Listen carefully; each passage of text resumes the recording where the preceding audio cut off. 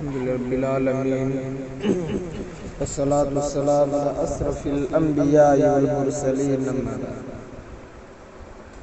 میرے دینی و ملی بھائیوں،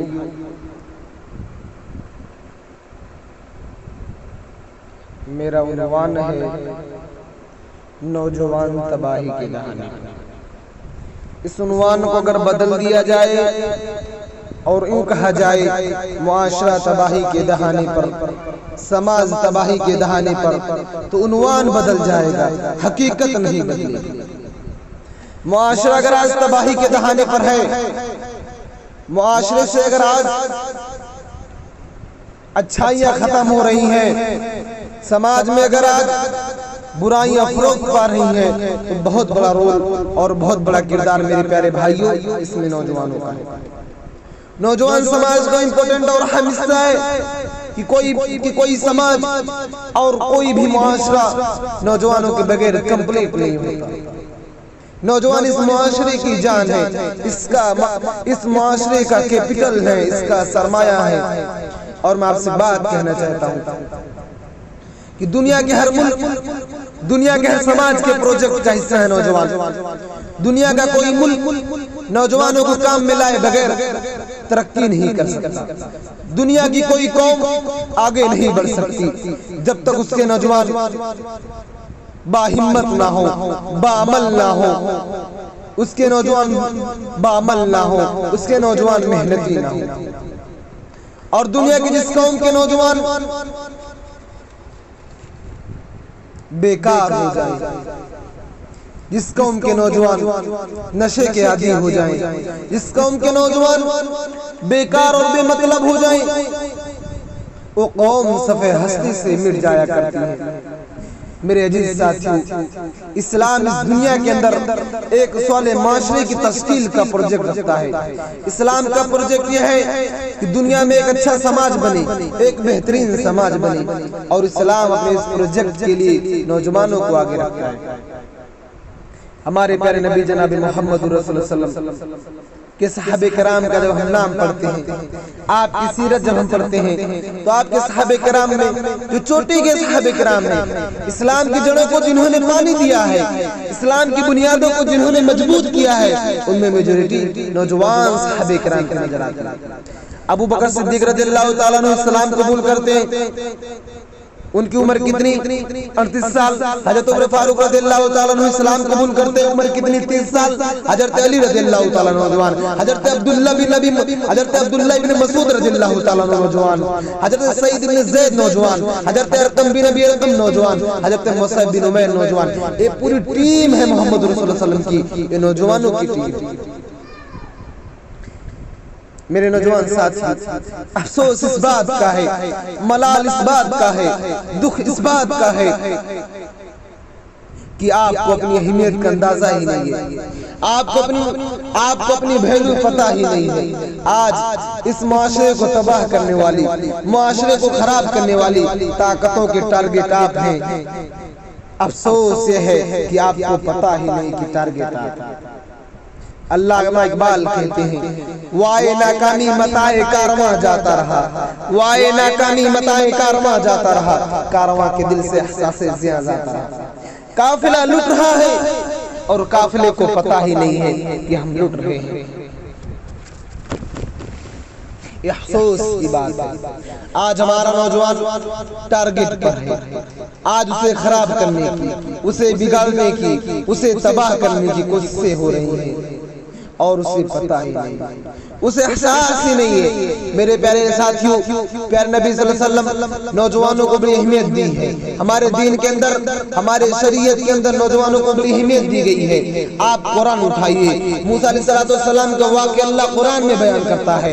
موسیٰ علیہ السلام جب نبی بن کر، رسول بن کر اپنے قوم کے سامنے آئے تو قرآن کہتا ہے فَمَا آمَنَ لِمُوسَىٰ إِلَّا ذُرِّيَّةٌ مِّن قَوْمِهِ۔ موسیٰ علیہ السلام کے اوپر ان کی قوم کے چند لوگ ایمان لائے، چند لوگ ایمان لائے۔ وہ کون لوگ تھے؟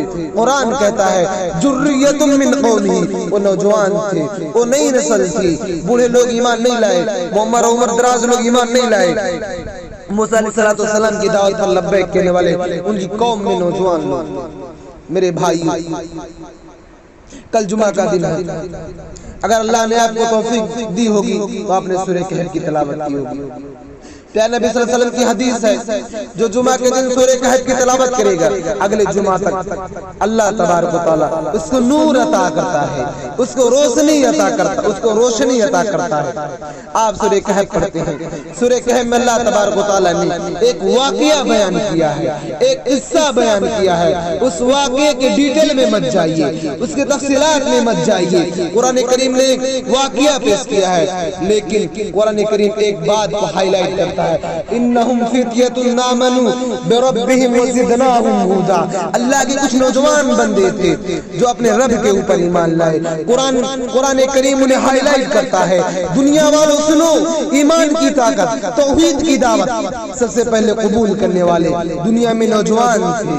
کل قیامت کا دن ہوگا، گرمی سے اور سورج کی تپش سے لوگ بے حال ہوں گے۔ اللہ کے پیارے نبی صلی اللہ علیہ وسلم فرماتے ہیں، سبعۃ یظلھم اللہ فی ظلہ یوم لا ظل الا ظلہ۔ 7 طریقے کے لوگوں کو اللہ تبارک و تعالیٰ اپنے عرش کا سایہ عطا فرمائے گا۔ ان 7 خوش نصیب بندوں میں پیارے نبی صلی اللہ علیہ وسلم فرماتے ہیں، وَصَابٌ النِّشَا فِی عِبَادَةِ اللَّہ۔ وہ نوجوان بھی ہوگا جس کی عبادت، جس کی زبانی اللہ کی عبادت میں گزری ہوگی۔ میرے بھائیوں، انسان کی زندگی کا سب سے کمپلیٹ دور، سب سے پرفیکٹ دور زبانی کا دور ہوتا ہے، جس میں دماغ بھی سب سے بہترین کام کرتا ہے، شعور بھی سب سے زیادہ ہوتا ہے، انسان سب سے زیادہ ایکٹیو ہوتا ہے۔ اسی لیے جنتی جب جنت میں جائیں گے، اللہ کے پیارے نبی صلی اللہ علیہ وسلم فرماتے ہیں کہ جنتی جوان ہوں گے اور لا یحرمون ابدا، جنتی کبھی بوڑھے نہیں ہوں گے، جنت میں بڑھاپا نہیں ہوگا، کیونکہ بڑھاپا کمزوری ہے اور زبانی طاقت ہے۔ زبانی انسان کی زندگی کا سب سے بہترین دور ہے، مگر آج ہمارا نوجوان تباہی کے دہانے پر ہے، آج برباد ہے۔ کس چیز میں برباد ہے، میں کس چیز کا نام لوں؟ سب سے بڑی تباہی جو ہمارے نوجوانوں کو لاحق ہے کہ آج دین اور ایمان کے معاملے میں تباہ ہے۔ آج انٹرنیٹ پر کسی کی باتیں سن کر کرناٹک میں گلبرگہ آپ کے بہت زیادہ دور نہیں ہے ممبئی سے ایک جھوٹا نبی پیدا ہوا ہے، ہمارے پڑوسی ملک سے ایک جھوٹا نبی پیدا ہوا ہے جو اپنے آپ کو احمد عیسیٰ کہتا ہے۔ گلبرگہ کے چند نوجوان اس جھوٹے نبی پر ایمان لے آئے، مرتد ہو گئے، مرتد، اس جھوٹے نبی کو نبی مان لیا۔ یہ سب سے بڑی تباہی ہے۔ دل خون کے آنسو روتا ہے کہ کوئی اپنے آپ کو مہدی کہہ دے ہم مان لیتے ہیں، کوئی اپنے آپ کو عیسیٰ کہہ دے ہم مان لیتے ہیں۔ میرے بھائیوں، آج ہمارے ایمان پر ڈاکہ ڈالنے والے، ہمارے توحید کو برباد کرنے والے، ہمارے ایمان کو ختم کرنے والے سینکڑوں کی تعداد میں کھڑے ہیں، اور انٹرنیٹ آج بہت بڑا میڈیم بن چکا ہے، یوٹیوب بہت بڑا ذریعہ بن چکا ہے۔ ایسی طاقتیں آج ہمارے نوجوان کو تباہ کر رہی ہیں۔ ایک مسلمان کی سب سے بڑی پونجی اس کا ایمان ہے، سب سے بڑا دولت اس کا ایمان ہے، اور کل قیامت کے دن دولت اگر نہیں ہے تو سب بیکار ہے۔ اللہ فرماتا ہے سورہ آل عمران کے اندر، ان الذین کفروا وماتوا وهم کفار فلن يقبل احدهم من الارض ذهبا۔ جو لوگ ایمان نہیں لائے، جو لوگ ایمان نہیں لا پائے، کفر کی حالت میں انتقال کر گئے، کل قیامت کے دن وہ زمین بھر کے سونا بھی اللہ کے بارگاہ میں دے دیں تو قبول نہیں کیا جائے گا۔ ایمان اتنی بڑی دولت ہے کہ قیامت کے دن زمین بھر کے سونا دے کر کبھی بچ نہیں سکتے۔ اسی ایمان کو ختم کرنے کی کوششیں ہو رہی ہیں۔ اور اپنے نوجوان کو ایک بات بتانا چاہتا ہوں کہ انٹرنیٹ پر، یوٹیوب پر، سوشل میڈیا پر دین کا نام لے کر، حق کا نام لے کر، قرآن و حدیث کا نام لے کر بھی آپ کو قرآن و حدیث سے دور کیا جائے گا۔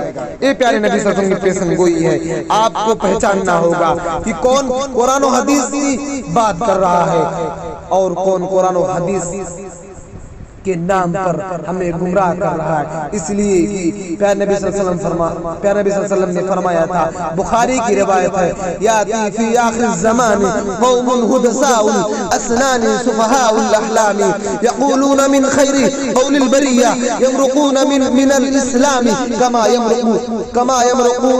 یمرق السہم من الرمیہ۔ اللہ کے پیارے نبی صلی اللہ علیہ وسلم فرماتے ہیں کہ آخری زمانے میں قیامت کے پہلے ایسے لوگ ہوں گے جو جوان ہوں گے اور بے وقوف ہوں گے، کم عقل ہوں گے، بڑی اچھی باتیں کریں گے، لیکن اسلام سے نکل جائیں گے۔ جیسے تیر شکار کو آر پار کر کے نکل جاتا ہے، ویسے وہ اسلام سے نکل جائیں گے۔ قرآن و حدیث کا نام لینے والا ہر آدمی صحیح نہیں ہے۔ آج انٹرنیٹ پر آپ دیکھیں شکیل بن حنیف کا فتنہ موجود ہے، انجینئر علی مرزا کا فتنہ موجود ہے، اور ابھی احمد عیسیٰ نام کا یہ آدمی جو اپنے آپ کو نبی کہہ رہا ہے۔ افسوس ہے، دل خون کے آنسو روتا ہے کہ ہمارا مسلمان نوجوان کیسے اس کا ٹارگٹ بن جاتا ہے۔